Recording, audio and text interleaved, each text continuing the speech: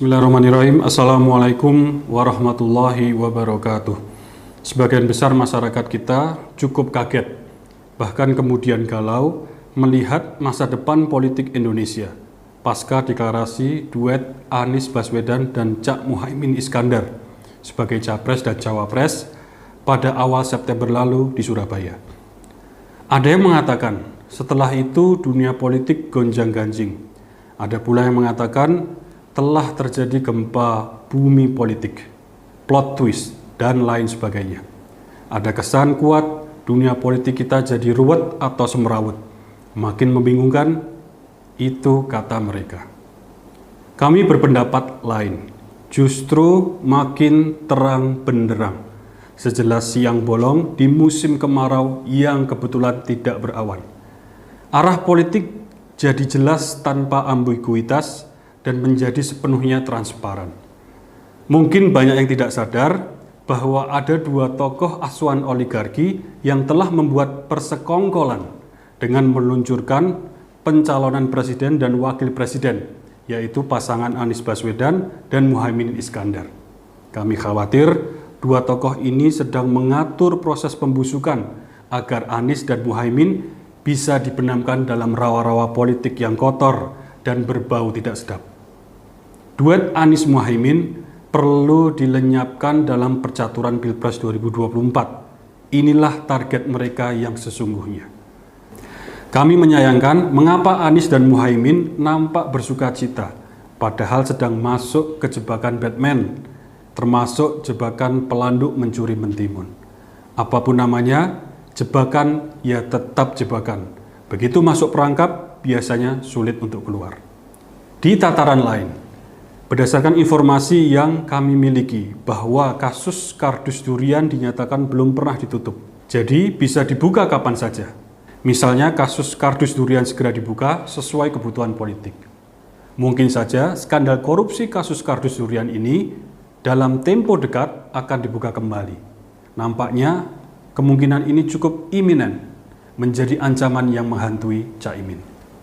Semasa kepemimpinan Jokowi, hukum diletakkan jauh di bawah politik, sehingga dapat dikatakan politisasi hukum telah menjadi new normal.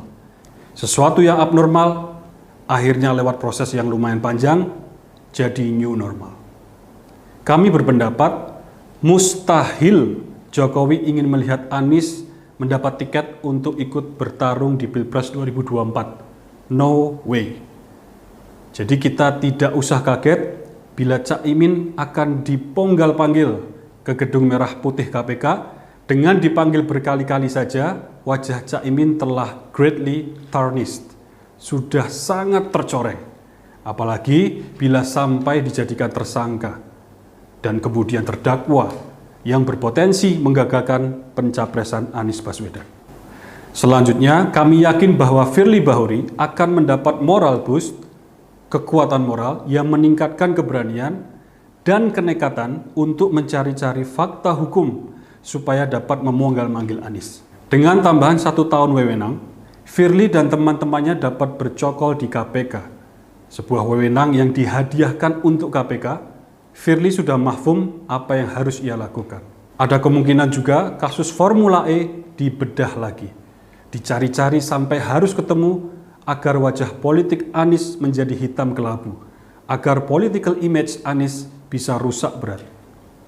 Sementara itu, ada fenomena yang khas Indonesia, yaitu para calon presiden yang akan mengadu nasib pada Pilpres 2024 menyatakan hal yang sama.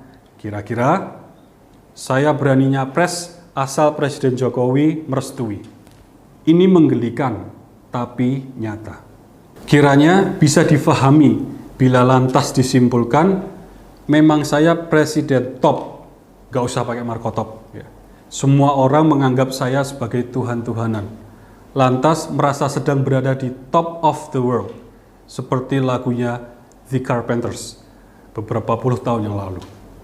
Sebagian lagu itu berbunyi, "Everything I want the world to be is now coming through, especially for me."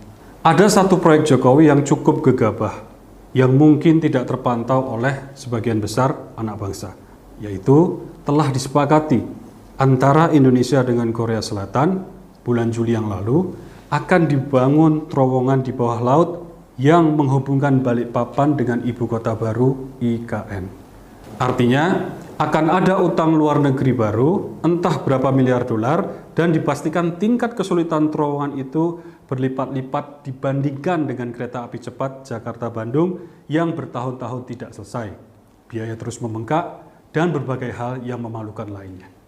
Yang penting, sekarang bagaimana kekuatan bangsa ini yang mendambakan perubahan ingin membuat lembaran baru untuk Indonesia yang lebih adil, jauh dari kezaliman, yang betul-betul melaksanakan Pancasila, UUD 45, menjunjung Bhinneka Tunggal Ika. Ini caranya bagaimana?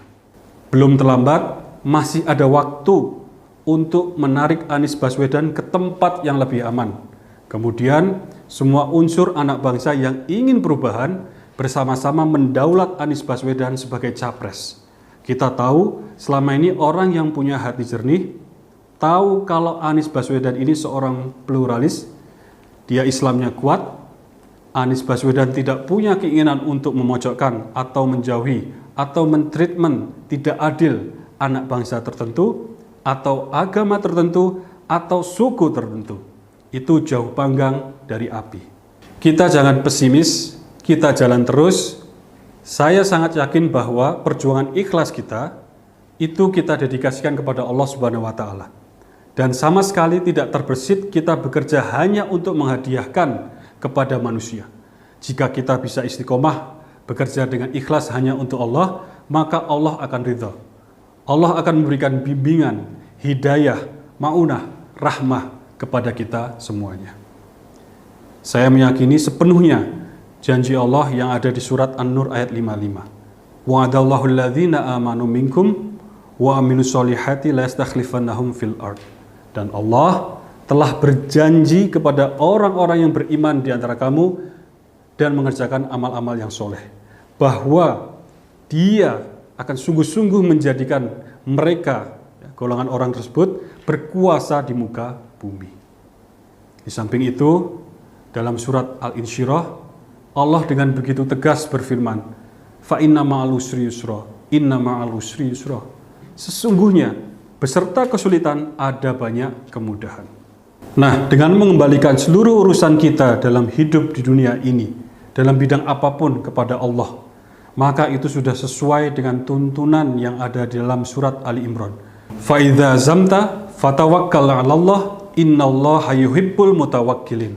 Apabila engkau telah mengambil kesimpulan, sebuah azam, niatan untuk melangkah dalam suatu perjuangan, maka sandarkanlah semuanya itu kepada Allah Subhanahu wa taala. Karena Allah mencintai orang-orang yang bertawakal kepadanya. Dan akhirnya, bila kita sudah menyerahkan segala macam usaha kita kepada Allah Subhanahu wa taala, maka akan terasa ringan. Yang berat menjadi ringan, yang susah menjadi mudah, yang ruwet menjadi terurai. Sekian dari saya. Allahu Akbar, Allahu Akbar, Allahu Akbar. Merdeka! Assalamualaikum warahmatullahi wabarakatuh. Halo, selamat berjumpa dengan saya Anika, pembaca berita podcastnews.id. Saksikan terus konten-konten menarik dari kami. Jangan lupa subscribe, like, dan komen.